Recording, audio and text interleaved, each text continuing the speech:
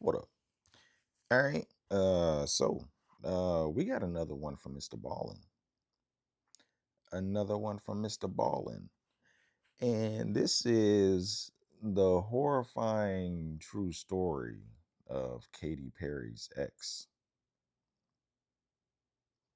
Katy Perry, the singer. Okay, I know who Katy Perry is. Her ex. What happened to her ex? What happened to Katy Perry's ex? Or did he try to do something to Katy Perry? You know what I'm saying? Did the ex try to, do something to Katy Perry? And that's why he's the ex now. uh okay. The horrifying true story of Katy Perry's ex. Let's check it out. Here we go. Today's story is about a famous Hollywood actor who did something truly horrific. And surprisingly, not that many people know about it. But before we get into today's story, if you're a fan of the strange, dark, and mysterious delivered in story format, then you've come to the right channel because that's all we do, and we upload 2 or 3 times every week. So if that's of interest to you, please offer to make the like button their favorite food, a burrito, but separate the meat, cheese, rice, and sour cream into 4 distinct sections before rolling it up. Also, please subscribe to our channel and turn on all notifications so you don't miss any of our weekly uploads. All right, let's get into today's story. Mouthful of beef, mouthful of cheese, mouthful of beans. Before we start the story. Before we get started, I want to give a special shout out to Billy Jensen, who is a fantastic true crime investigative journalist who wrote the article for the LA magazine called The Secret Life of Johnny Lewis. That article was used extensively in the making of today's video. So thank you, Billy. Johnny Lewis was only 7 years old when he landed his first acting role. Granted, it was only a bit part in an obscure escalator safety video, but it was a start. From there, Johnny appeared in dozens of commercials, including with Pizza Hut, before someone recognized this kid has real talent, and he earned appearances on the hit TV shows Seventh Heaven, Malcolm in the Middle, and Drake and Josh, which were really big in the late 90s and early 2000s. In 2001, when Johnny was 18 years old, he had made enough money from acting that he was able to leave his parents' home in North Los Angeles and move into a new home right in Hollywood with a bunch of other up-and-coming actors and actresses. By 2006, when Johnny was 23 years old, he was riding high. He had landed several more big TV roles, like a recurring role in the show The OC, which was very popular in the 2000s, and in 2006, he was dating the mega pop star Katy Perry. And although their romance was relatively short, apparently it was very intense because Katy would go on to write 2 songs that were apparently about Johnny. But Johnny's real rise to stardom occurred 2 years later in 2008 when he was cast as the character Half Sack on the critically acclaimed motorcycle drama Sons of Anarchy. While the show made him famous and fabulously wealthy, Johnny was growing concerned with the direction the show was taking. He felt like it was becoming too violent. Johnny liked reading poetry and studying philosophy and staying up late drinking tea and playing chess. He did not like acting out scenes of gratuitous violence. It just wasn't who he was. So after being on the show for 2 seasons very successfully, he was a very popular character. He went to the writers and said, "You gotta write me out of the script. I can't do this anymore." The writers were totally caught off guard and begged him to stay, but he had made up his mind, and so in 2009, his character was killed off. After leaving Sons of Anarchy, Johnny decided that he wasn't going to pursue any serious acting roles for the time being. Instead, he wanted to focus his time on writing his first novel, which was about this musical genius trying to make his way in the world. And so he started asking around to see if anybody he knew of a quiet place he could live and write out of.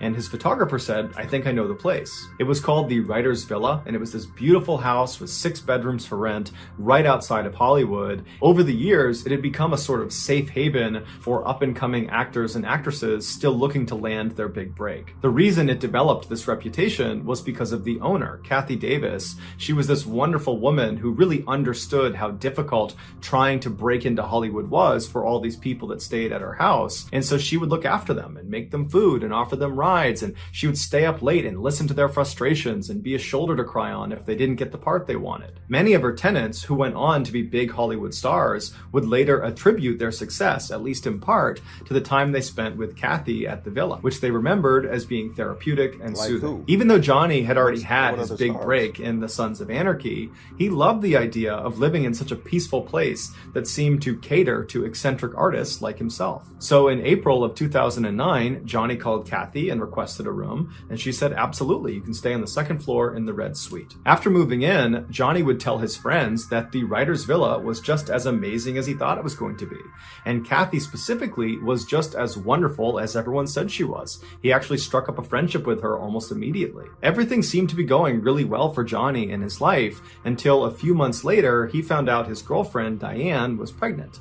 Although this totally screwed up his plans for his novel, Johnny was really excited about being a father, and so he decided to move out of the villa and in with Diane, who lived nearby, to help take care of their child. 9 months later, on April 6th, 2010, Diane gave birth to a healthy little girl named Culla May, and Johnny and Diane fell madly in love with her. But unfortunately, Johnny and Diane's love for each other faded quickly after becoming parents, and before long, Johnny had moved out and back in with his parents. Not long after that, Johnny and Diane became embroiled in this really vicious, long custody battle over Culla May, which ultimately Johnny lost, which was devastating for him. A few months later, in October of 2011, when Johnny was still living with his parents, he decided to take his motorcycle out and just go ride around and clear his head. And so he drove for about 2 hours to the west of LA out into the desert, where he lost control of his bike and he crashed. After getting to the hospital, his injuries were determined to be relatively minor, except they were concerned he might have a head injury. However, after testing negative for a concussion, he was said to be okay by doctors and he was sent home. But when he got home from the hospital, he was not okay. He was a totally different person. Johnny's father, Michael, immediately noticed the change in his son's behavior. He just started acting really weird and erratic, and his thoughts weren't always coherent, and he was really agitated all the time. It was just very obvious that something was off. And it made Michael wonder, perhaps my son did get a head injury from that motorcycle accident, and the doctors just missed it. And so Michael scheduled 2 separate MRIs for Johnny to go to, but for whatever reason, Johnny refused to go. Around this time, Johnny's friends began to notice his strange behavior when in December of that year, he was at an acting class and he began speaking in a vaguely British accent. And everybody in the class noticed it, and eventually someone said, hey, why are you doing that? And Johnny was like, what? And just kind of shrugged it off and acted like he wasn't doing that. A few weeks later, on the morning of January 3rd, 2012, Johnny was at his parents' house and he was sitting in the kitchen while his mom was making omelets, and Johnny just kind of abruptly says, I'm gonna go out for a walk. So he gets up, he's only got his pajamas on, no shoes on, he walks out the door, and as he's walking down the road, he gets maybe 10 or 15 feet away from his parents' house when he hears someone screaming, like they're screaming in distress, and he thinks it's coming from the apartment that was right next to his parents' house. And so he breaks into the apartment, but there's no one in the apartment, it's totally vacant. And so as he's in this apartment, wondering what's going on, the 2 men that owned the apartment, they came home and they see Johnny standing there, and they told him he had to leave immediately. And instead of leaving immediately, Johnny grabbed a nearby glass bottle and he charged at them and hit them both over the head with the bottle before they managed to restrain him and hold him down until the police showed up. Johnny claimed he was acting in self-defense, but the police didn't believe him, and so they charged him with trespassing, burglary, and assault with a deadly weapon, and they sent him to jail. When Johnny's father was finally able to come to the jail and bail his son out, it had been 8 days, and in those 8 days, Johnny had been moved from general population to a psych ward because he was banging his head against the inside of his cell, and at one point he had tried to jump off of a balcony, and he was just generally acting unhinged. And so when he was discharged, on his paperwork, a doctor at the jail had commented that he thought Johnny at one point must have had some sort of head injury that had made him act this way, and he was definitely suicidal. When Johnny got back to his parents' house, he was an absolute wreck. Physically, he had 2 black eyes and his face was all puffed up from the confrontation he had with those 2 men in the apartment. And emotionally, he was so distraught that he wouldn't let anyone in his family come near him. He just holed up in his room and just told everyone to stay away. He also became extremely sensitive to light, to the point where he was turning off all the lights in his parents' home, and then when they would eventually just turn them back on again, he would get agitated and turn them all off, and then finally he just disabled his parents' fuse box. But despite Johnny's obvious issues after coming home from jail, over the next few weeks, he did actually seem to be improving, to the point where at the end of January, so about a month after he came home from jail, his parents allowed him to move out and go live on his own in Santa Monica, California, about 30 minutes away. But as soon as he was living on his own, his troubles started again. On February 10th, so about a week after moving into this place in Santa Monica, he was arrested for punching some random stranger in the head outside of a yogurt shop, but he was ultimately released on $20,000 bail. A couple of days later, Johnny, fully clothed, just walked into the ocean, and when he was pulled out, he had to be brought to the hospital to be treated for hypothermia. A couple of days after getting out of the hospital, he was arrested again, this time for trying to break into a woman's apartment in Santa Monica. He claimed he thought it was his friend's apartment, but nobody believed him, so he was brought to jail and then released on bail again. After the second arrest in Santa Monica, Johnny's parents finally convinced him to go see a doctor about this potential head injury they thought he got from that 2011 motorcycle crash. Even though that jailhouse doc had suggested Johnny had a head injury, he had not officially diagnosed him. So Johnny needed another doctor to officially diagnose his head injury so they could begin to treat it. But the doctor Johnny wound up seeing did not suspect a head injury. Instead, he suspected schizophrenia or bipolar, which are two very serious mental disorders. And so he prescribed some medication to Johnny that would treat both of those disorders, and Johnny was on his way. Johnny refused to take the medication and refused to go see another doctor, and so his condition just continued to get worse. Johnny was still facing serious jail time for the break-in and assault against those two men in the apartment next to his parents' home, and so Johnny's lawyer was trying to get a deal done where Johnny would go to a mental health treatment facility for a year instead of going to jail for a year. But Johnny was so confident these charges would just get dropped and he'd be allowed to go back to his life and live the way he wanted to, that he fired his lawyer and he represented himself in court.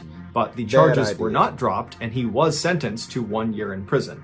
However, the jail he was sent to was so overcrowded, they reduced his sentence all the way down to only 6 weeks. When Johnny's father finally came to pick him up from prison on Friday, September 21st, 2012, Johnny was at an all-time low. Even though he had only been in jail for 6 weeks instead of the year he was supposed to be there, it was clear that amount of time had done an enormous amount of damage to him. And so on the car ride home from prison, Johnny just kind of sheepishly asked his father, hey dad, would it be possible if you called Kathy Davis at the writer's villa and just see if there's any way I can move back in? And Michael's thinking to himself, I hadn't thought of that, but the writer's villa was the last place Johnny was when his life was still in order. It was probably the last place he was happy, and so he probably has attached a lot of fond memories to that place, and so that's a great place for him to go. And so as soon as they got home, Michael called Kathy Davis and explained the situation and said, is there any way he can stay there? And she said, absolutely, the red suite is still available. I'll go up and make the bed right now. I can't wait to see him. Johnny stayed with his parents that weekend, and then on Monday, September 24th, he packed up his stuff and he moved back into the villa. 2 days later, a 70-year-old man named Dan Blackburn, who was actually neighbors to the writer's villa property, he was looking out his front window at this man who was standing out in the road. He only had on jeans and red shoes. He had no shirt on and he was very sweaty, and he was just kind of frantically pacing around the road, and he had never seen this guy before, and so he's just kind of poking out behind his curtain watching him to see what he's going to do next. And after about 15 minutes of this kind of strange pacing in the road, this guy turns and walks directly towards Dan's property, goes right up to the front step and starts knocking on the door. Dan was definitely a little bit concerned, but he shut the curtain, he walked over to the door, and he looks out the peephole, and there's this guy standing there with bright blue eyes that are all wide, and he's looking at the peephole as if he can see through and see Dan, but he can't. And so Dan reaches down and he opens the door just a little bit and he looks out, and the guy outside looks at him and goes, "Hi, I'm John. I'm your new neighbor." It would turn out John was Johnny Lewis. And so Dan opened the door a little bit farther and he looks at him and he goes, "Hi, John, nice to meet you." And before the two men could have any sort of conversation, Johnny just abruptly turned around and walked away. And so Dan is totally puzzled by this strange interaction he's just had with Johnny Lewis. And he's watching him as he just walks back to the road, he walks back over and goes inside the villa and disappears. And so Dan kind of shrugs it off, he shuts his door, locks it, and goes back to his morning routine. About 30 minutes later, Dan is doing his own thing in his house when he hears his wife outside screaming for him to come outside. And so Dan runs out the front door, he goes into his driveway, which is between his property and the writer's villa, and he sees his wife is standing on the driveway, horrified, pointing up towards the back of their house. He looks down, and back near their back deck, Johnny Lewis, is standing on top of the guy that Dan and his wife had hired that day to paint their back deck, Johnny is just raining blows down on this guy. He's got a piece of wood too that he's hitting him with, and the worker is sitting there trying to shield himself. There's blood all over him, and Dan instinctively just runs over to Johnny. Johnny's not seen Dan at this point. Dan gets right up to him and he grabs him by the shoulder and he tries pulling Johnny off. He's screaming at Johnny to stop, but Johnny just seems totally unfazed. He's just destroying this worker. And so finally, after Dan yanks on Johnny hard enough, Johnny jumps up, turns around, and levels Dan square in the face. Dan falls to the ground, and when he looks up, Johnny is just standing over him, looking at him with no expression on his face. It's like he didn't know what he was going to do with Dan next. So he just stood there and stared at him. But Dan wasn't going to waste any time. He jumped up and he clocked Johnny square in the side of the head, but it had no effect on Johnny. He still just stared at Dan, completely expressionless. And so Dan grabbed a nearby lawn chair and practically broke it over the head of Johnny, but again, it had no effect on Johnny. He just stood there completely expressionless, staring at Dan. And so at this point, Dan just grabs the worker who can barely stand, and he runs back down the driveway. He grabs his wife, and they run towards the house to go inside. And the three of them manage to get inside the house, and as they're shutting the big, heavy door, Johnny comes bounding up and he gets right in front and he jams his arm in the space between the door and the wall. So they can't close the door because it's getting stuck on his arm. And so all three of the adults inside, Dan, his wife, and the painter, are putting all of their weight on this huge wooden door onto Johnny's arm. And Johnny is just trying to grab them the whole time. And so finally, the three of them start raising the door and slamming it as hard as they can on Johnny's arm. And finally, after several hard blows to his arm, Johnny retracted his arm and they were able to shut the door and lock it. And so at this point, Dan's wife and the painter ran around the house, closing every window, locking every door. Meanwhile, Dan went to the side window that looked out towards the writer's villa property, and he got his phone out and he called 911 as he's looking out the door looking for Johnny. And so after he tells 911 what's going on and he hangs up, Johnny suddenly just appears running down his driveway as if he's running back towards the back deck. But he stops almost right in front of Dan's window. He turns and he starts running towards the villa property. He jumps over a fence that's at least waist height, just jumps clear over it, and then he gets to this huge wooden fence that surrounded the entire villa property that was at least 8, 9, 10 feet, and he very easily just jumps, grabs the top, and catapults himself right over the top, and then disappeared inside of the villa. Within minutes, the police showed up and they went inside the villa, and they could not believe what they found. Based on the evidence, this is what investigators believe happened. After Johnny, for the first time, walked up to Dan's property and awkwardly knocked on the door and said, "Hi, I'm John, I'm your new neighbor." After that, he turned around and Dan watched him as he left his property and made his way back and went inside the villa. Once Johnny got inside the villa, he made his way up to the second floor and he went into Kathy Davis's room where she was sitting. Now, Kathy most likely turned and saw Johnny standing in the doorway. He's got no shirt on, he's sweating, he looks totally crazed. She probably was not scared. Instead, her motherly instincts kicked in and she probably said, "Hey, are you okay? Can I help you? What's going on?" And as she probably stood up and made her way over to make sure he was okay, Johnny, for reasons no one understands, proceeded to beat and kick and strangle her. And then when she fell to the ground and was totally helpless, Johnny proceeded to either stomp on her skull repeatedly, or he hit her over the head repeatedly with a rusty hammer that was later found in his bedroom. But no matter how Johnny did it, he managed to severely fracture her skull, and that's what ultimately killed her. After killing Kathy, Johnny tracked down her beloved cat and killed the cat the same way. Afterwards, Johnny ran out of the villa, and that's when he spotted Dan's house painter just sitting outside, and he walked over to him and just began beating him. And just like the attack on Kathy and her cat, this attack on this house painter appeared to have no motive as well. After Dan came outside and managed to fight Johnny off, and then when Dan went back inside the house with his wife and with the painter, Johnny stood outside for a few minutes before running down Dan's driveway and then hopping over those two fences right in front of Dan, and then Johnny disappeared inside of the villa.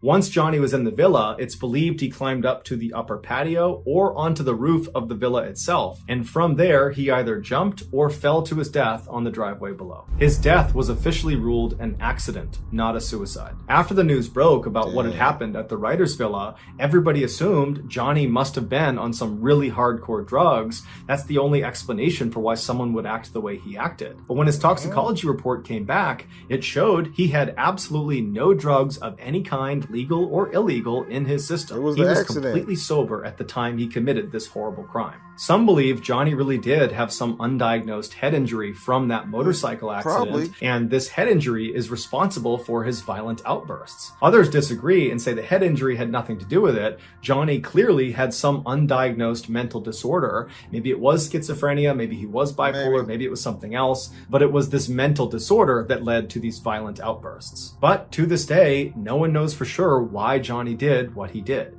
All we know is an innocent woman and her cat were needlessly killed. So that's going to do it, guys. If you found the secret in today's episode, let us know in the comments section what it is and where you found it. So give us the timestamp. And if you're the first to do that, we'll pin you. Oh, man. Man. Johnny just went crazy. I mean, it could have been a mixture of everything. He could have had a mental illness and the accident when he hit his head,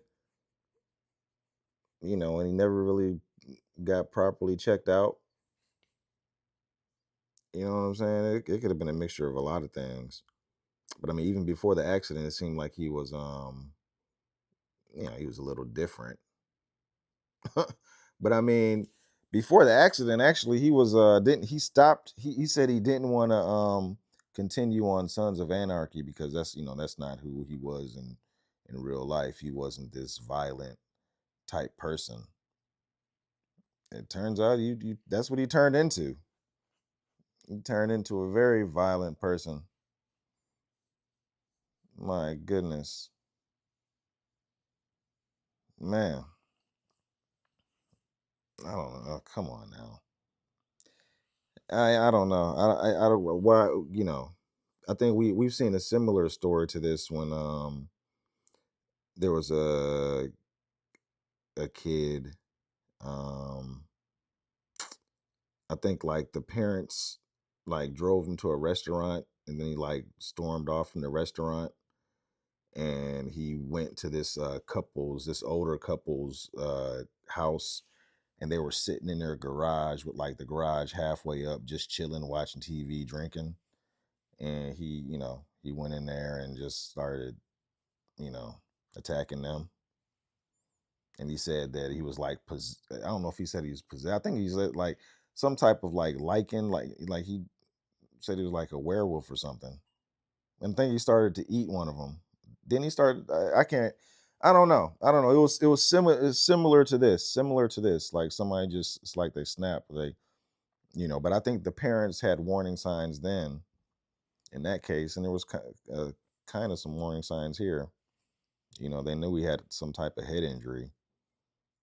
The dad knew his son was different, immediately when he came home from the hospital after the head injury.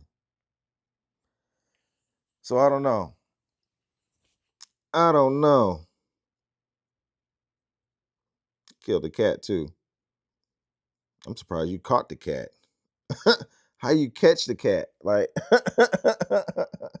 like he was actually like jumping. What did MrBallen said he was jumping 10-foot fences and 8 foot fences or something. Seemed like he had somehow he had a superhuman strength, or you know maybe he had enough quickness to catch a cat. Because if a cat don't want to be caught, you ain't gonna catch a cat if there's enough space. You can't catch a cat in the phone booth. So I don't know how maybe the cat was like maybe the cat didn't think he was a danger. But I mean, if you took out your owner, I don't know how it went, but it's messed up. That's messed up. And I guess it was, Katy Perry. He was only with Katy Perry for a hot minute. I mean, it seemed like a few weeks.